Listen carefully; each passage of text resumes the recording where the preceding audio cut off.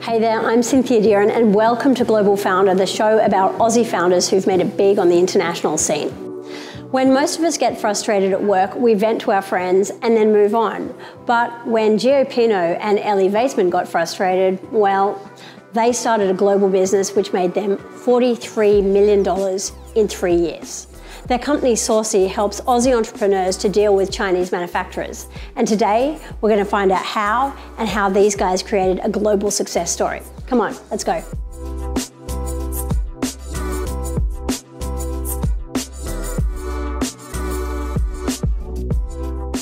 So, Ellie and Gio, welcome to Global Founder. Thank you, great to be here. Let's get straight to it. You guys started Saucy in 2017. What was the catalyst?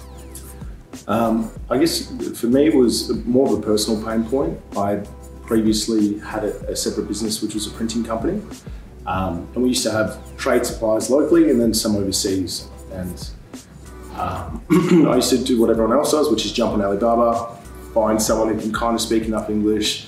But even the products that I sourced were quite low risk. You know, printing products are just a banner with a logo printed onto it. There wasn't much product development or design. But even with that, I still struggled to find reliable factories. I still encountered, I guess, a lot of problems maybe some first time or even experienced importers have, which is dealing with the factories, understanding how international freight works or international payments work. And I just kind of felt like surely there's a better way to do this. There's if I struggle with this, I can't imagine someone who has to develop something more technical and is also struggling with the things like the communication, finding the reliable factories as well. So kind of sat down with Ellie and we designed out a process and said, the rules were, what would it look like if you could find and work with factories overseas, but you removed the risk and you brought in transparency and control. I guess that's kind of the reasons why we started and I guess why we wanted to build the business to where it is. And how did you go about operationalizing it? Because I mean, it's one thing to sit down and say, hey, let's map out how this looks, but it's a totally different equation to get it up and running and suddenly be dealing with suppliers offshore. Yeah, I think if you get to know us, we very much wing it, figure it out, and everything's put into practice, I guess. So for us, it was, well, how do you find factories overseas? Well, you have someone on the ground. So we probably spent the first 6 to 12 months of the business doing two things. One, which was understanding what is supply chain manufacturing and importing, because Ellie and I don't come from those backgrounds. And the other part was finding people that we could trust, people that we'd meet online through platforms like Upwork. Freelancers and spending days, talking to them, and eventually we were able to fly there and travel, and we sat down with a few of them, and it was a very kind of selective process of finding someone that I guess shared the same values and wanted to, I guess, bought into the vision of what we wanted to do, and eventually we were able to find that one person, and we kind of built a team around that person over time. And so you started off working with suppliers, manufacturing suppliers in China, right? Yeah. China, yeah. How did you decide where in China to go? Was it just from the people that you met on Upwork, or? Honestly, I guess that was the start of our offices overseas, is by finding where the right people were located and then growing teams around them. So it's actually how we have our office in Shenyang, which is in the north. It's probably not a typical place an international company would have their China office, but that's where we met someone who was really experienced and very good at sourcing and understood how we needed to work and the trust and the relationship, and then we built an office there around them. So tell me about the first trip to China. What was that like? Did you come? Was it just me by myself, or? Just trying to think. That's when we went and met Eric. Yeah. What was it like? It's a few years ago now. I guess it was interesting. I think, I'd been a few times before then, but for Ellie and I, it was the first time going there as Saucy, and I think it was more or less to understand and put in place processes. I think trying to give instructions and trying to operate a business arm from over there, but them never experiencing or understanding what we do here and the way that we sell our services and what our services include, and for us, I guess not understanding the way that they communicate to the factories and the process they go through. So there was a lot of just really getting a feel for how they work, how we work, I think we went to a few factories as well, and we kind of got that experience of walking around factories, meeting the owners of factories, and we did a few cultural classes before we went as well to make sure, how to hand business cards over correctly and how to say cheers, gumbe. Yeah. So there's a fair bit of drinking while we're there as well. So yeah, it was a good experience by far. What do you reckon the hardest thing was about those early days where you were dealing with a culture that you didn't really know? Ooh, what's easy about it? Really, it's just about the differences in culture and differences in communication and understanding that what we're trying to do is so novel in terms of transparency, in terms of, finding not just a supplier or one option, but the very best option that's available in that entire country. I think it's a very... I think what surprised me the most was how similar we really are in terms of, in the years that we've been working in China, there's never been businesses or people that we've employed that I don't think we see as any different to the team that we have here. I think we share the same values. I think there was a lot of almost all those misconceptions of us versus them, or whatever it might be, the differences in government, it all kind of disappeared and then you just start acting as if you're just one big company. And I think that was kind of the better parts of it, and that was one of the challenges that was easy to overcome very quickly as well. So fast forward to 2021, you've been around a few years, you've made about $43 million in that short space of time, and Saucy is already global. I mean, how did it happen? How did that kind of success happen so quickly? Quick's an interesting word because it was like forever. Anything but quick for a very long time. I think the first year of the business, we did absolutely nothing. I mean, we were just really trying to find our feet. We didn't take on investment. The company's been bootstrapped its entire time. So on a limited budget, you're trying to do everything as smart as possible, but it does stunt your growth as well. So instead of hiring experts in sourcing and supply chain, we just kind of made ourselves experts in sourcing and supply chain. So I'd say the first 2 years of the business was just understanding. There is a lot of risk involved, as any importer knows. If your factory makes a mistake and you've got $50,000 worth of stock you can't hold, or sell, that's something that can wipe out a business. And for us, we're taking on that responsibility. We're assuring customers that everything's going to come right. I think until we knew that we could do that properly, we really didn't want to grow as fast as what we did. But once we had that, I guess we found our mojo a little bit and we had some success, it then became about scaling the companies as fast as possible. I guess that's what led into COVID. So we had already established quite a good presence in China at that point. We had an office with maybe 10 full-time staff. 2 offices. 2 offices in China and quite a presence here as well. Nowhere near the scale of what we had now, but I'd say we're really on the track to being a bigger business. And we found ourselves in a fortunate position in an unfortunate time where a lot of governments and I guess organisations needed access to PPE quite urgently. And we were in a position where our teams were actually on the ground, could be going out to the factories and sourcing and securing really high quality medical equipment. So we played a pretty active role in supplying the NHS overseas and then indirectly the stockpile here in New South Wales. Some significant size contracts on PPE equipment, and then at the same time as that, just our general business was growing. I think a lot of people experience the issues around not being able to fly right now and see factories. We solve a big part of that problem. We really are that presence in China and India, in Vietnam. So for us, there's a really big need for our services at the moment, and I think we're kind of leveraging a lot of our marketing, our sales, our experience to grow the business as quickly as possible during this time. So COVID's actually been a plus for you guys, whereas for so many other people it's been a big minus. Yeah, do you know what's interesting though? There's a lot of business owners that we speak to, and COVID's actually been great for them as well. So it's incredibly unfortunate what's happened with some businesses, and I think for us, we were just in the right place at the right time. But we're really proud of the work that we've been able to do in the businesses that we've been able to keep going, because they can't find the regular supply, maybe shut down, whatever issues they have, and they're kind of stuck here. We're kind of the solution to all those problems. Yeah, with the eyes and ears for all companies so they can keep everything rolling. Yeah. So that office in China you set up in 2017, 2018? 2018, yeah, or late 2018, yeah. And then when did India come online, and why India? So India was early 2020. We decided to officially begin incorporating, begin our growth plan, because we know that China is not the only market for manufacturing goods. We know that for a long time businesses have been buying and doing conducting trade with other countries across the globe, obviously, but on the Asian continent, India, Vietnam, Indonesia, Sri Lanka, Thailand, all these countries we actually have a presence in, just not a physical standalone office and companies as we do in China. India is really, India and Vietnam are the two that we've sort of earmarked to grow first and quite strongly, because we feel that they're the emerging manufacturing nations where they make great products, they've got great access to raw materials, and they're the ones that we really want to be in a prime position to help Australians and businesses buy from and import and trade with. And did you use the same process for that India office as you did with China?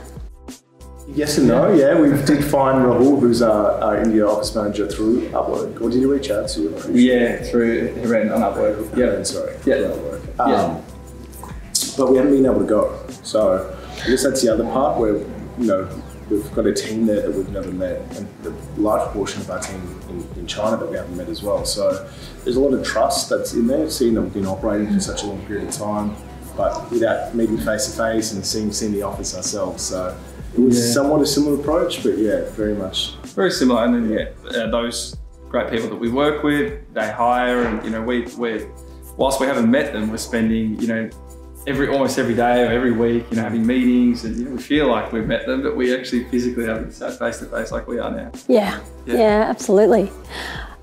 So at the moment, Sourci serves mainly customers from Australia, is that right? You mentioned the NHS, but the main customer base is right here in Oz. Yeah, I would say majority, 80% or more, is Australian. Yeah. We do some very light marketing to the US, as that's where we see a big part of our future, and we want to just see the audience is receptive to the same offer. But we do have clients in the US, in New York, in LA, as well as a few in the UK as well. So is that your next big target market for you guys to launch? Definitely. Yeah. That makes total sense. Total sense to me. Yeah. I wanted to ask you a question about China, because obviously China and Australia are having a bit of a rough relationship at the moment. How have you seen that play out in your space? I think it comes back to what I said before, where what I was most surprised about was that just like us, factories don't care at all. The business people that we speak to, that they don't really, it hasn't come up in any conversations with any factory owners or with any team members overseas. Everyone just goes about the day. We're here to do our job, they're there to do their job as well. Don't get us wrong, it's more clients or the inquiries that we get. That's where the concern really comes from, is what if this happens? What if things escalate? What if I can't export my products anymore? And for us, it's hard to navigate what will happen, but we're confident that things should remain as they are for the time being. But it's also a great opportunity now to look at, okay, if I was to diversify my supply chain, what other suitable countries are there to work in? What we've seen is some clients want to move their supply chain out of China, but other surrounding countries sometimes aren't there yet in terms of potentially the technology and the machinery that they have, or the access to raw materials. So it's not viable as of yet.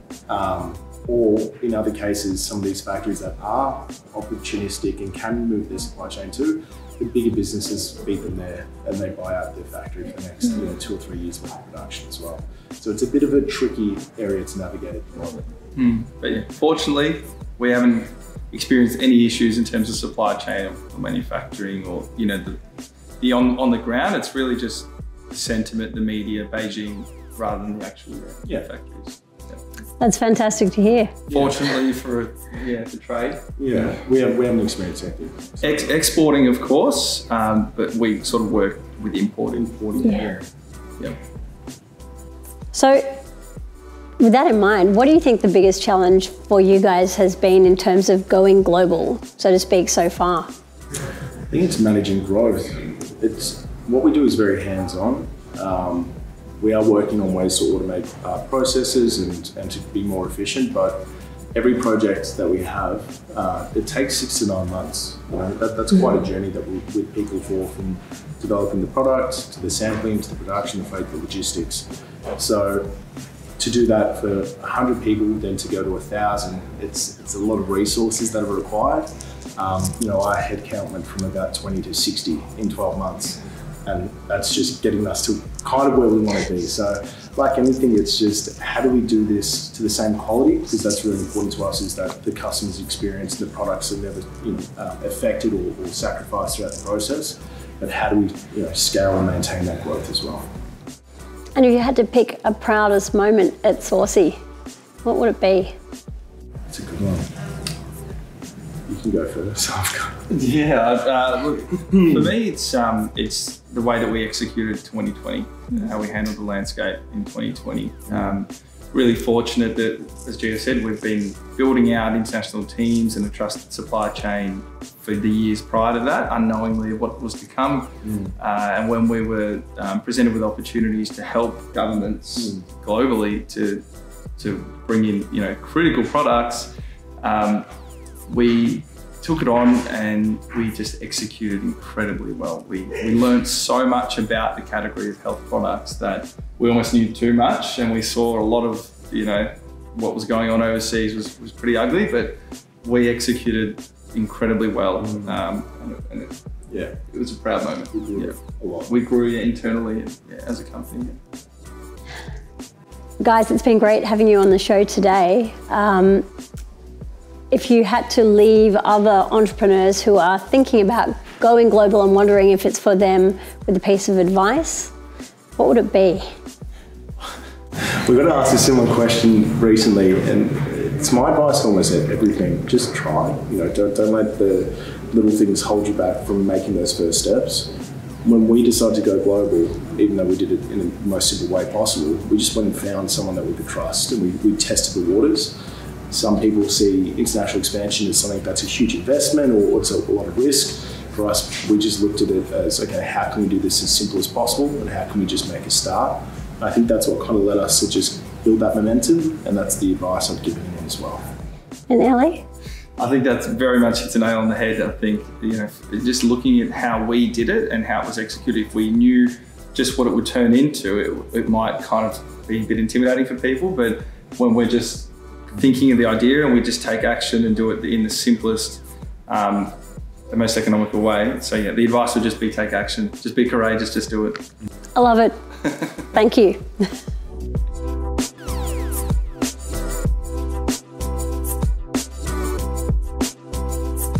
So Joyce, how does Saucy help its clients? So we have a lot of clients that come to us for various reasons.